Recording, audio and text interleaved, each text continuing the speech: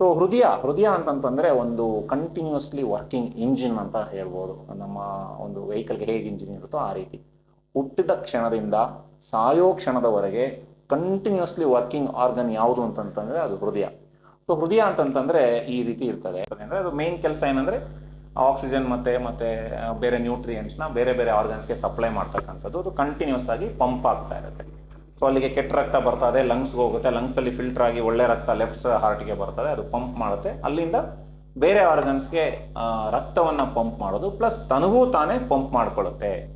So ಬೇರೆ ರಕ್ತನಾಳಗಳು major ಅೋರ್ಟ ಅಂತ ಇರುತ್ತೆ, ಅದು ಎಲ್ಲ ಕಡೆಗೂ ರಕ್ತ ಸಂಚಲನ ಮಾಡಿಸುತ್ತೆ. ಪ್ಲಸ್ ಅದರ ಜೊತೆಗೆ ಹೃದಯಕ್ಕೆ ಸಂಬಂಧಪಟ್ಟ ರಕ್ತನಾಳಗಳು ಕೂಡ ಆ ಅೋರ್ಟದಿಂದ ಬಂದು ಹೃದಯಕ್ಕೆ ಸಪ್ಲೈ ಮಾಡುತ್ತೆ.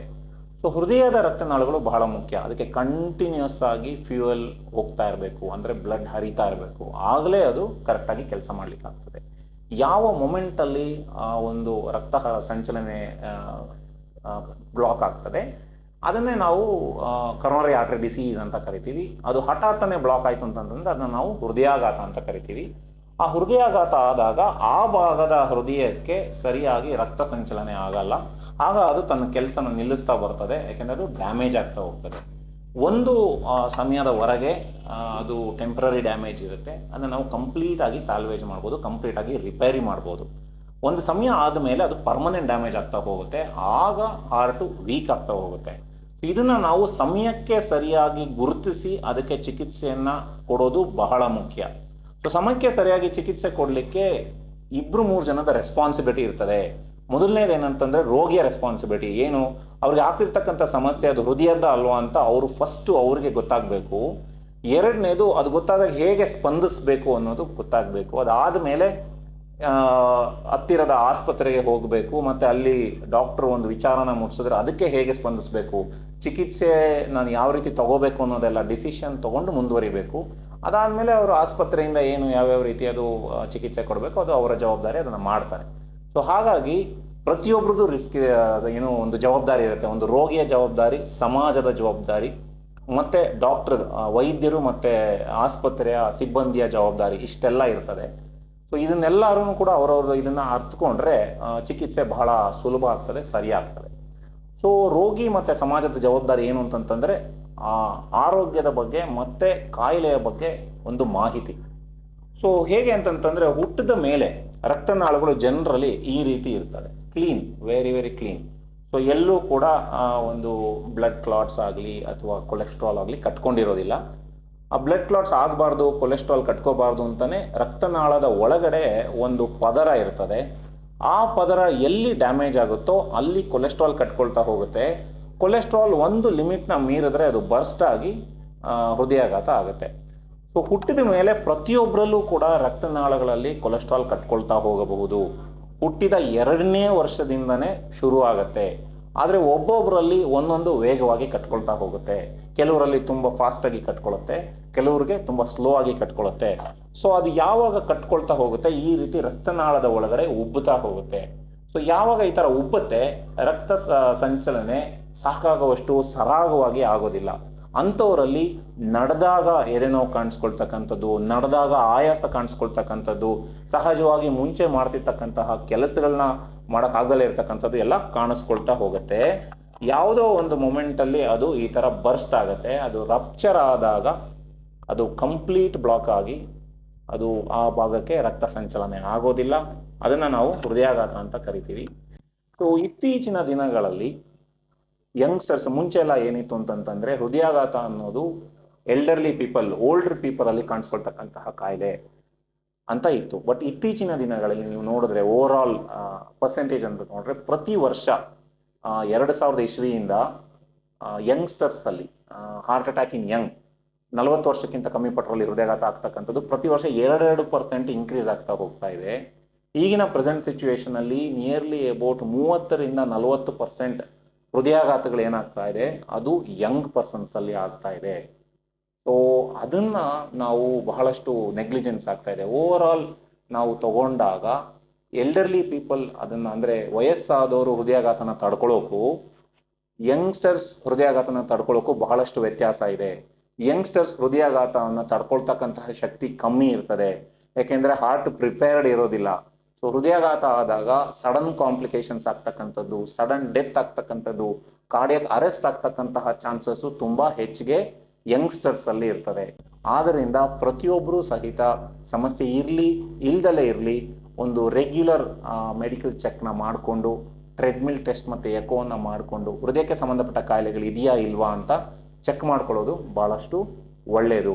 ಮತ್ತು ಇದಕ್ಕೆ ಕಾರಣಗಳೇನೇನು, ಯಾರ್ಯಾರಲ್ಲಿ ಹೃದಯಾಘಾತ ಹೆಚ್ಚಿಗೆ ಆಗುತ್ತೆ ಅನ್ನೋದನ್ನ ನಾನು ಕಮ್ಮಿಂಗ್ ಎಪಿಸೋಡಲ್ಲಿ ಡೀಟೇಲ್ ಆಗಿ ಮಾತಾಡ್ತೀನಿ.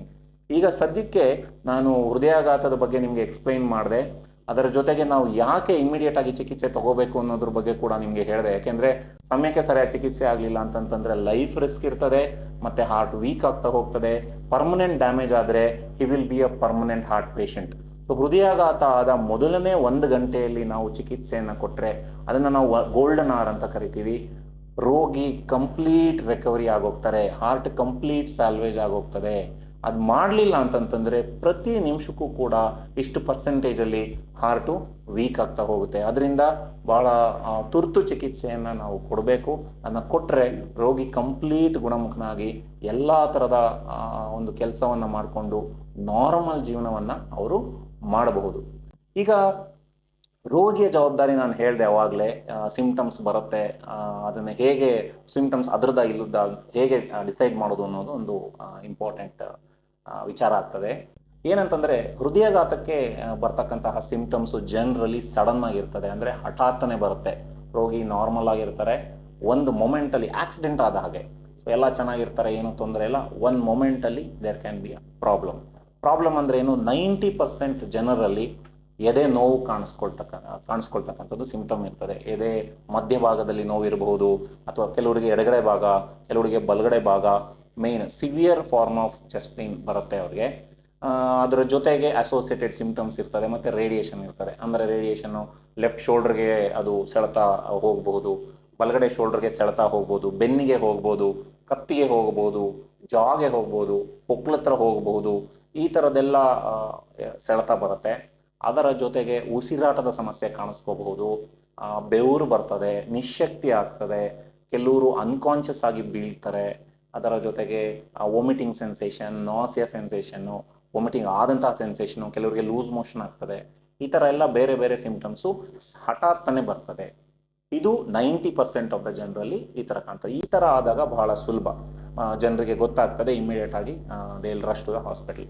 ಬಟ್ ಕೆಲವರಿಗೆ ಏನಾಗ್ತದೆ, ಬೇರೆ ಬೇರೆ ರೀತಿ ಸಿಂಪ್ಟಮ್ಸ್ ಕಾಣುತ್ತೆ. ಇವರಲ್ಲಿ ಕಂಡಿಡ್ಕೊಳ್ಳೋದು ಸ್ವಲ್ಪ ಕಷ್ಟ ಆಗ್ತದೆ. ಏನು ಅಂತಂತಂದರೆ ಎದೆಯ ಭಾಗದಲ್ಲಿ ಉರಿ ಬರ್ತದೆ.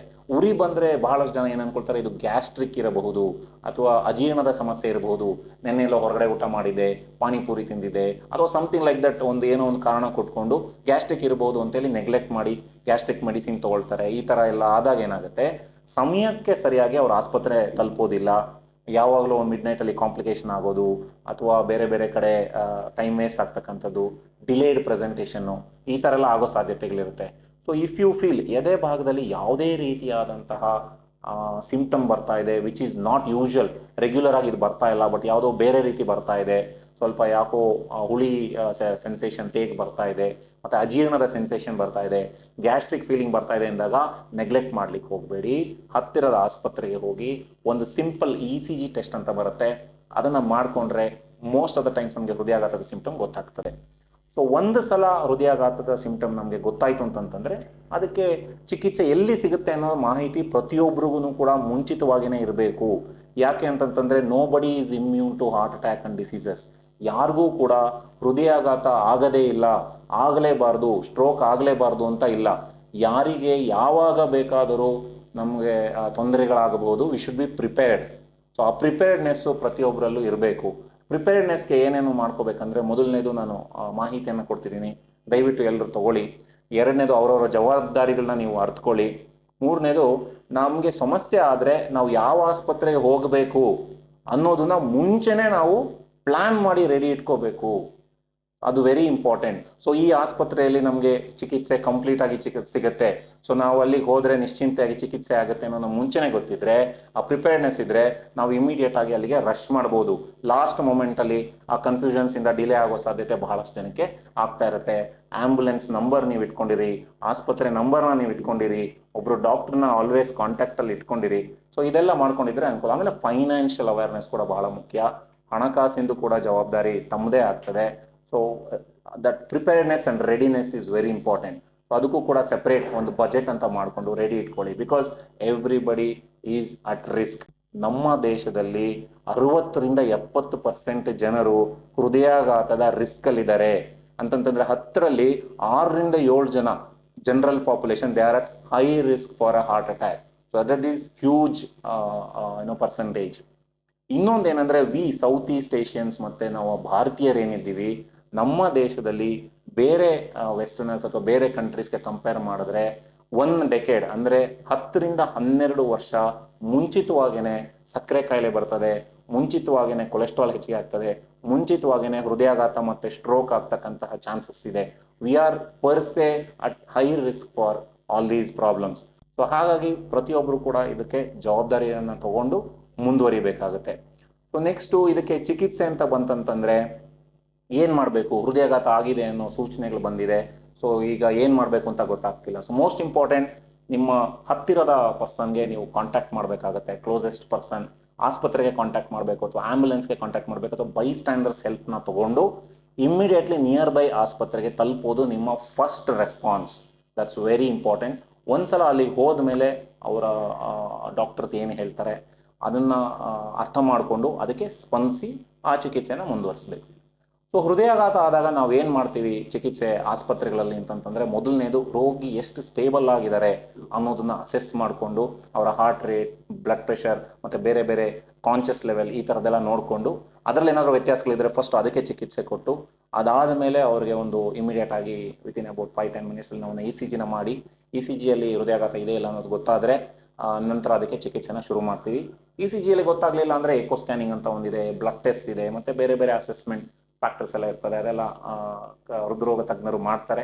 ಒಂದ್ಸಲ ಹೃದಯಾಘಾತ ಕನ್ಫರ್ಮ್ ಆಯಿತು ಅಂತ ಕೂಡಲೇ ಕೆಲವು ರಕ್ತ ತೆಲು ಆಗ್ತಕ್ಕಂತಹ ಮೆಡಿಸಿನ್ಸ್, ಕೊಲೆಸ್ಟ್ರಾಲ್ ಮೆಡಿಸಿನ್ಸ್ ಮತ್ತೆ ಬೇರೆ ಬೇರೆ ಮೆಡಿಸಿನ್ಸ್ ಇರ್ತವೆ, ಅದೆಲ್ಲ ರೋಗಿಗೆ ಕೊಟ್ಟು, ನೋವು ತುಂಬ ತೀವ್ರತರವಾಗಿದ್ದರೆ ಅದಕ್ಕೂ ಕೂಡ ಮೆಡಿಸಿನ್ಸ್ನ ಕೊಟ್ಟು, ಹಾರ್ಟ್ ಬೀಟಲ್ಲಿ ವ್ಯತ್ಯಾಸಗಳಿದ್ರೆ ಅದಕ್ಕೆ ಇಮಿಡಿಯೇಟ್ ಆಗಿ ಚಿಕಿತ್ಸೆ ಕೊಟ್ಟು, ಬ್ಲಡ್ ಪ್ರೆಷರಲ್ಲಿ ವೇರಿಯೇಷನ್ ಲೋ ಇದ್ದರೆ ಅದನ್ನು ಇನ್ಕ್ರೀಸ್ ಮಾಡಲಿಕ್ಕೆ ಮೆಡಿಸಿನ್ಸ್, ತುಂಬ ಹೈ ಇದ್ದರೆ ಅದನ್ನು ಡಿಕ್ರೀಸ್ ಮಾಡಲಿಕ್ಕೆ ಮೆಡಿಸಿನ್ಸ್, ಹಾರ್ಟ್ ಫೇಲ್ಯೂರ್ ಇದ್ದರೆ ಅದಕ್ಕೆ ಚಿಕಿತ್ಸೆ, ಇದೆಲ್ಲ ವಿತಿನ್ ಅಬೌಟ್ ಫ್ಯೂ ಮಿನಿಟ್ಸಲ್ಲಿ ನಾವು ಶುರು ಮಾಡಿಬಿಟ್ಟು ಒಂದು ಆಂಜಿಯೋಗ್ರಾಮ್ ಅಂತ ಒಂದು ಪರೀಕ್ಷೆಯನ್ನು ಮಾಡ್ತೇವೆ. ಕ್ಯಾತ್ ಲ್ಯಾಬ್ ಅಂತ ಒಂದು ಕೆಥಿಟ್ರೈಸೇಷನ್ ಲ್ಯಾಬೊರೇಟರಿ ಅಂತ ಹೇಳಿ ಒಂದು ಫೆಸಿಲಿಟಿ ಇರ್ತದೆ. ಅಲ್ಲಿ ನಾವು ಇದಕ್ಕೆ ಚಿಕಿತ್ಸೆಯನ್ನು ಕೊಡ್ತೀವಿ. ರೋಗಿಯನ್ನು ಎಮರ್ಜೆನ್ಸಿಯಾಗಿ ನಾವು ಅಲ್ಲಿಗೆ ಕರ್ಕೊಂಡು ಹೋಗಿ ಒಂದು ಕೈಯ ಒಂದು ರಕ್ತನಾಳದ ಮುಖಾಂತರ ಒಂದು ಸಣ್ಣ ಟ್ಯೂಬ್ನ ಹಾರ್ಟ್ ಹತ್ರ ಕಳಿಸಿ ಒಂದು ಕಾಂಟ್ರಾಸ್ಟ್ ಇಂಜೆಕ್ಷನ್ ಅಂತ ಕೊಡ್ತೀವಿ ಹೊರಗಡೆಯಿಂದ. ಅದು ಫ್ಲೂರೋಸ್ಕೋಪಿಕ್ ಗೈಡೆನ್ಸಲ್ಲಿ ನಮಗೆ ಬ್ಲಾಕ್ ಇದೆ, ಬ್ಲಾಕ್ ಇಲ್ಲ ಅನ್ನೋದು ಗೊತ್ತಾಗ್ತಾ ಹೋಗ್ತದೆ. ಬ್ಲಾಕ್ ಏನಾದರೂ ಇದೆ ಅಂತಂತಂದರೆ ಅದಕ್ಕೆ ನಾವು ಇಮಿಡಿಯೇಟ್ ಆಗಿ ಆನ್ ದ ಗೋ ಕಂಟಿನ್ಯೂಸ್ ಆಗಿ ಆಂಜಿಯೋಪ್ಲಾಸ್ಟಿಯನ್ನು ಮಾಡ್ತೇವೆ. ಆಂಜಿಯೋಪ್ಲಾಸ್ಟಿ ಅಂತಂತಂದರೆ ನಾವು ಆಲ್ರೆಡಿ ಹೇಳಿದೆ, ಹೃದಯಾಘಾತ ಆದವರು ಈ ರೀತಿ ಬರ್ತಾರೆ ಅಂತ ಹೇಳಿ. ಸೊ ನಾವೇನು ಮಾಡ್ತೀವಿ, ಈ ಕಡೆಯಿಂದ ಒಂದು ವಯರ್ನ ಹಾಕಿಬಿಟ್ಟು ಇಲ್ಲೇನು ಕಟ್ಕೊಂಡಿರುತ್ತೆ ಅದೆಲ್ಲ ಒಂದು ಪಂಪಲ್ಲಿ ಆಸ್ಪಿರೇಟ್ ಮಾಡಿ, ಕೊಲೆಸ್ಟ್ರಾಲ್ ಎಲ್ಲ ಒಂದು ಬಲೂನನ್ನು ಅಲ್ಲಿ ಕೈಯ ಮುಖಾಂತರನೇ ಅದೆಲ್ಲ ಮಾಡ್ತೇವೆ. ಸೊ ಅಲ್ಲಿ ಕರೆಕ್ಟಾಗಿ ಪೊಸಿಷನ್ ಮಾಡಿಬಿಟ್ಟು ಬಲೂನ್ ಅಗಲ ಮಾಡಿ ಒಂದು ಸ್ಪೇಸ್ನ ಕ್ರಿಯೇಟ್ ಮಾಡ್ತೇವೆ. ಅದಾದಮೇಲೆ ಮೆಡಿಸಿನ್ಸ್ನ ಕೊಟ್ಬಿಟ್ಟು ರಕ್ತನಾಳದ ಸೈಜ್ನ ಅಸೆಸ್ ಮಾಡಿ ಅದಕ್ಕೆ ತಕ್ಕನಾಗಿ ಒಂದು ಸ್ಟೆಂಟ್ ಅಂತ ಕೂರಿಸ್ಬಿಟ್ಟು ಈ ಬ್ಲಾಕ್ನ ಕ್ಲಿಯರ್ ಮಾಡಿ ಈ ರೀತಿ ಮಾಡ್ತೇವೆ. ಸೊ ಅದನ್ನು ನಾವು ಎಮರ್ಜೆನ್ಸಿಯಾಗಿ ಮಾಡಿದಾಗ ಏನು ಮಾಂಸಖಂಡ ಡ್ಯಾಮೇಜ್ ಆಗ್ತಾ ಇರುತ್ತೆ ಅಲ್ಲಿಗೆ ರಕ್ತ ಹರಿಲಿಕ್ಕೆ ಶುರುವಾಗುತ್ತೆ, ಆಗಿರ್ತಕ್ಕಂತಹ ಗಾಯ ವಾಸಿ ಆಗ್ತಾ ಹೋಗುತ್ತೆ. ಪ್ಲಸ್ ಟೆಂಪ್ರರಿ ಡ್ಯಾಮೇಜ್ ಇರೋದು ಕಂಪ್ಲೀಟ್ ಆಗಿ ಕ್ಲಿಯರ್ ಆಗುತ್ತೆ.